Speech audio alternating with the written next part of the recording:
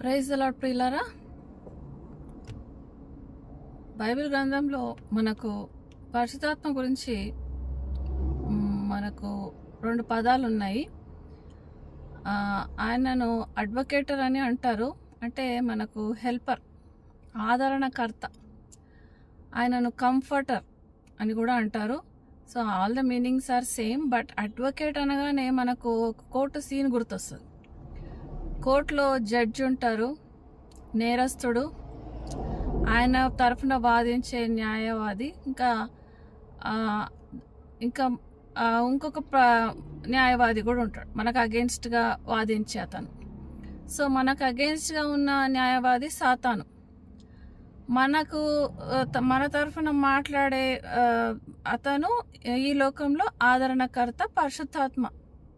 మనం ఏ తప్పు చేసినా, ఏ పరిస్థితుల్లో ఉన్నా మనం ఏమవుతామంటే ఒక కోర్టు రూమ్లోకి వెళ్తాం. అప్పుడు సాతాను దేవుడు ముందర మనల్ని అక్యూజ్ చేస్తుంటాడు. అక్యూజ్ అంటే మన మీద నేరారోపణ చేస్తుంటాడు.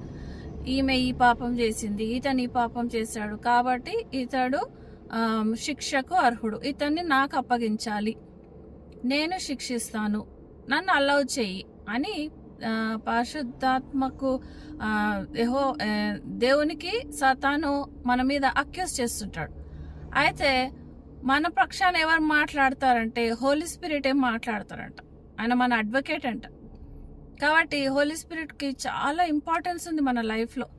మనము హోలీ స్పిరిట్ అనగానే అదేదో దయ్యం స్పిరిట్, అదేందో కథ, వాళ్ళు అది వస్తే మనల్ని చాలా మంది భయపడతారు, మనల్ని దూరం పెడతారు అని అసలైన త్రిమూర్తులు అంటే ట్రినిటీలో 3వ వ్యక్తి ఆయన పరిశుద్ధాత్మను మనం దూరం పెడుతున్నాం. ఈ పరిశుద్ధాత్మ ఉంటే మనకు ఎంత హెల్ప్ఫుల్ ఉంటుందంటే, చెప్పాను కదా, డెడ్ లీఫ్, లైఫ్ ఉన్న లీఫ్. ఆకు చెట్టులో ఉంటే ఎంత పచ్చగా ఉంటుందో, ఆకు చెట్టు నుంచి పోతే ఎట్లా ఎండిపోతుందో, సో అంత డిఫరెన్స్ ఉంటుంది. పరిశుద్ధాత్మ లేని క్రైస్తవ్యము డెడ్ క్రిస్టియన్ లైఫ్. అందులో అసలైన ఆత్మ లేదు, ఆక్సిజన్ లేదు, నువ్వు ఒక కార్ప్స్వి, ఒక ప్రాణం లేని బొమ్మవి. సో అలాంటి వాళ్ళని సాతాను ఈజీగా పడగొట్టగలడు. పరిశుద్ధాత్మ మన జీవితంలో ఉంటే ఆయన చేసే కార్యాలు, ఆయన మనల్ని నడిపించే నడుపుదల దేవునికి అంగీకార యోగ్యంగా ఉంటుంది. మన లైఫ్ ఆయన చిత్తంలో నడుస్తుంటుంది. కాబట్టి పరిశుద్ధాత్మ అంటే భయం పోయి ఆయనను ఆహ్వానించి ఆయన ఇచ్చే వరాలను ప్రతి ఒక్కరూ పొందుకుందురుగాక. ఆమెన్.